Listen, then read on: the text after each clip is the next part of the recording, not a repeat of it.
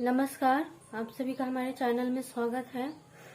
आज हम आपको बता रहे हैं बिहार का सबसे महान लोक पर्व छठ के बारे में। कुछ चीजें हम आपको बता रहे हैं, कुछ चीजें हैं जो जानना सबके लिए जरूरी है कि आखिर कार्तिक मास में ही ये जो इतना महान पर्व है जिसको इतनी महत्व दिया गया है, आखिर ये कार्तिक मास में ही क्यों मनाया गया है, क्यों कहा गया। तो कुछ चीजें हैं जो जाननी जरूरी है, जानना आप सबके लिए बहुत जरूरी है, जाननी चाहिए। और एक दो चीजें और भी होंगी जो हम आपको बताएंगे कि जब आपके घर में ये पूजा पाठ हो रहा है तो आप कौन सी बातों का ख्याल रख सकते हैं।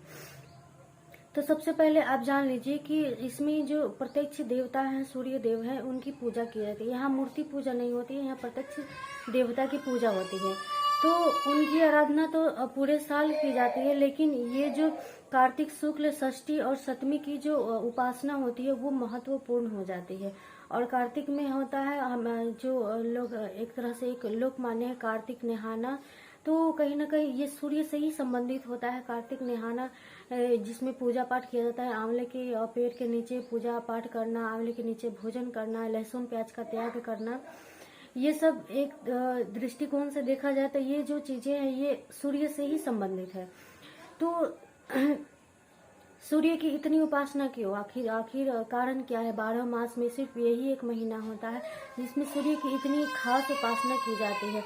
और कहीं ना कहीं लोगों की अपनी एक आस्था होती है कि ये जो पर्व होता है इसे करने से या इनकी मन्नत मांग लेने से हमारी जो मनोकामना होती है, पिता को लेकर के, पुत्र को लेकर, अपने संतान को लेकर, परिवार को लेकर, जो भी हमारी इच्छाएं होती है, जो भी हमारी मनोकामना होती है वो पूर्ण जरूर होती है। हमारे पूरे परिवार के लिए, खुशहाली के लिए ये जो पर्व होता है ये हर माताएं बहन पूरी निष्ठा से, पवित्रता से, शुद्धि के साथ करती हैं। तो चलिए हम आपको बता रहे हैं कि आखिर क्यों। तो देखिए सबसे पहले कि कार्तिक महीने में जो होता है कि जो ये सूर्य होता है ये 12 राशियों में ये 7वीं राशि पर होता है। अभी फिलहाल में हम आपको बता दे रहे हैं, प्रेजेंट में सूर्य जो है वो 7वीं राशि पर है, तुला राशि में है। अभी वो बस युवा अवस्था में ही है, 10 डिग्री पे है। तो कहा गया है कि 7वीं राशि में सूर्य जो है वो नीच का फल देता है। एक पिछली वीडियो में शुक्र अस्त है, शायद करवा चौथ को लेकर जो विवादित वीडियो था, वो विवाद जो चल रहा था कि शुक्र अस्त है, नहीं करना है, उसमें मैंने थोड़ी सी बातें बताई थी। तो कुछ और भी बातें हम यहाँ पे आपको बता दे रहे हैं। तो यहाँ पे सूर्य जो होता है वो तुला राशि में नीच का फल देता है। नीच का फल देता है तो ये परेशानियां देता है। परेशानियां में होता है क्या है कि ये सूर्य जो है वो सिंह राशि का प्रतीक है, ठीक है। तो सिंह राशि जो है वो पांचवी भाव होता है, हमारा जो जन्मान चक्र होता है वो 5वां भाव हमारे संतान का होता है, हमारे प्रेम का होता है। तो संतान से सीधा संबंध सूर्य का बन गया, ठीक है। और सूर्य की जो है वो 7वीं दृष्टि जो पड़ती है वो लाभ भाव पे पड़ती है, ठीक है।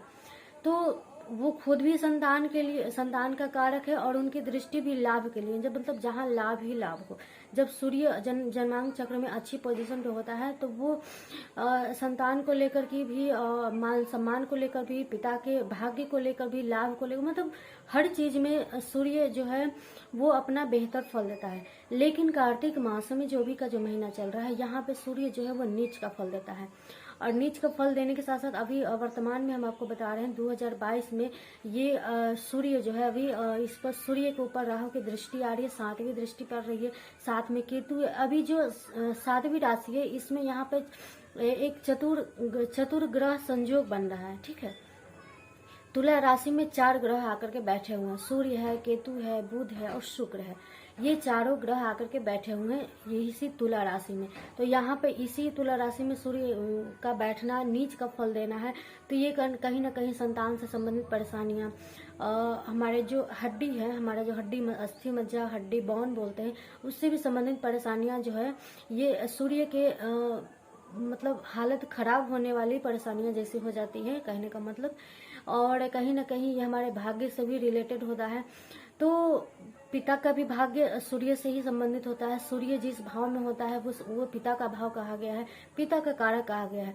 तो सूर्य की उपासना करने का सीधा अर्थ यहाँ पर यही है कि हम अपने संतान के लिए, अपने घर में अपने जो हमारे जो पुरुष भाई होते हैं, अपने पिता के लिए, अपने भाई के लिए एक अच्छी मतलब स्थिति, एक अच्छी खुशियाँ, एक अच्छी जिंदगी के लिए हम उनकी पूजा अर्चना करते हैं, ताकि उनके जो बुरे प्रभाव हैं वो ना मिले हमें। इतने तब करते हैं क्योंकि 4 दिनों का पर्व होता है, नहाय खाए से शुरू हो जाता है। हालांकि पर्व तो 4 दिनों का कहा जाता है, लेकिन यहाँ पे मान के चलिए 1 हफ्ते का हो जाता है, क्योंकि उससे पहले चीजें तैयारी करनी हो जाती हैं। तो ये समझिए 1 हफ्ते का एक कठिन तप हो जाता है। तो सूर्य के नीच प्रभाव को कम करने के लिए यहाँ पे इतनी महान इसको बनाया गया है, इतना इसको मतलब कह सकते हैं कि इसकी पवित्रता को दर्शाया गया है कि अगर आप तप करते हैं, सूर्य की उपासना करते हैं, तो कहीं ना कहीं सूर्य के अच्छे फल आपको जरूर मिलेंगे।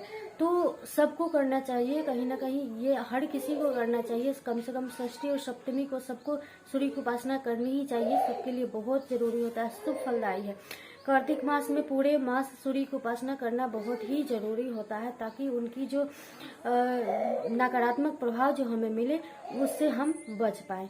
यही मेन पॉइंट है कि कार्तिक मास में सूर्य की उपासना क्यों की जाती है। तो अब आप जान गए हैं, तो आप भली भांति आप जान गए, तो आपके घर में ये महापर्व हो या ना हो, लेकिन आप सूर्य की उपासना जरूर कीजिए। अब चलते चलते हम आपको एक और 2 बातें बता दे रहे हैं कि अगर आपके घर में महापर्व चल रहा है तो कुछ 2-4 चीजें ऐसी हैं जिसका आप खास ध्यान रखें। सबसे पहले तो जब आप पूजा करें तो आप संकल्प अवश्य कर लीजिए। संकल्प करना है आपको, नहाय खाए के दिन ही आप संकल्प कर लीजिए। और संकल्प कर लेने के बाद चीजें जो होंगी, जो बनता है, जो पकवान जो बनते हैं, जो प्रसाद बनता है, हालांकि जो नहाय खाए दिन होता है उस वहीं पे व्रती को जो होता है वो नमक खाना होता है, उसके बाद से फिर नमक जो है वो पारण के दिन ही खाना होता है। तो यहाँ पे एक चीज सबसे गौर करने वाली बात है कि सरसों के तेल का इस्तेमाल नहीं करना चाहिए, ठीक है। देखिए, शनि भगवान और सूर्य भगवान जो है वो पिता पुत्र है, और इन पिता पुत्र में आपसी में बहुत बड़ा मतभेद है। वो मतलब एक दूसरे को देखना पसंद नहीं करते हैं, ठीक है। जिस राशि में सूर्य उच्च का होता है उसी राशि में शनि जो है वो नीच का होता है। जिस राशि में सूर्य नीच का होता है उसी राशि में शनि जो होता है वो ऊंच का होता है। तो यहाँ अगर आपके घर में पर्व चल रहा है तो आप लहसुन प्याज तो होता है, ये इग्नोर होता है, ये सभी जानते हैं, लेकिन आप सरसों तेल जो है अवॉइड कीजिए। जब तक आपके घर में पूजा पाठ चल रहा है आप सरसों तेल में खाना ना बनाइए। अगर आपके घर में रिफाइंड जो तेल होता है उससे बनाइए, नहीं तो फिर और भी बहुत सारी ऑप्शंस है उससे बनाइए, लेकिन सरसों का तेल का आप इग्नोर कीजिए। और दूसरी बात यह है कि अगर आपके घर में पर्व चल रहा है तो उन दिनों आप नीले रंग के, काले रंग के और सफेद रंग का, ठीक है, सफेद रंग इसलिए हम आपको बता रहे हैं क्योंकि सूर्य जो है वो तुला राशि में नीच का होता है, और तुला राशि जो है वो शुक्र का प्रधान है, और शुक्र जो है वो सफेद चीजों का कारक माना गया है। तो ये 3 रंगों का और भूरे रंगों का, ये 4 जो रंग है, काला, नीला, सफेद और भूरा, ये 4 रंगों का आप बचाव कीजिए। आप पर्व त्योहार के दिनों में ये रंग आप ना पहने। बाकी आप ज्यादा से ज्यादा लाल कपड़े पहनिए, घर परिवार में सबको लाल कपड़े पहनाइए, यही सबसे बेस्ट इसका कह सकते हैं एक आइडिया है कि सूर्य भगवान जो है उनकी दृष्टि हम पर पड़े, क्योंकि सूर्य की अपनी राशि जो है वो लाल रंग से ही संबंधित है, और मेष राशि में वो ऊंच का हो जाता है, और मेष राशि जो है वो लाल रंग से संबंधित है। तो सूर्य भगवान के लिए लाल रंग बहुत ही महत्वपूर्ण है। तो खुद भी लाल रंग पहनिए और अपने घर परिवार सबको लाल रंग ही पहनाइए। तो ये 2 छोटी छोटी बातें थी जो हमने आपको बताई हैं। बाकी ये हमसे बहुत ही बुजुर्गों के समय से चली आ रही है, वो हमसे ज्यादा बेहतर जानते हैं, लेकिन जितना मेरे पास ज्ञान था वो मैंने आपके साथ साझा किया है। अगर आपको भी मेरे साथ कुछ ज्ञान, कुछ बातें साझा करनी है तो मुझे अपना रिव्यू जरूर दीजिएगा। चलिए, तब तक के लिए नमस्कार। और मेरी पिछली छठ पूजा की कुछ यादें हैं, कुछ पुरानी तस्वीरें हैं जो हम आपके साथ शेयर कर रहे हैं, तो देखिए। और इस साल तो हम नहीं कर पा रहे हैं, लेकिन अगर छठी मैया का आशीर्वाद रहा तो हम आने वाले समय में हम जरूर करेंगे। तब तक आप सबको छठ पर्व की ढेरों शुभकामनाएं।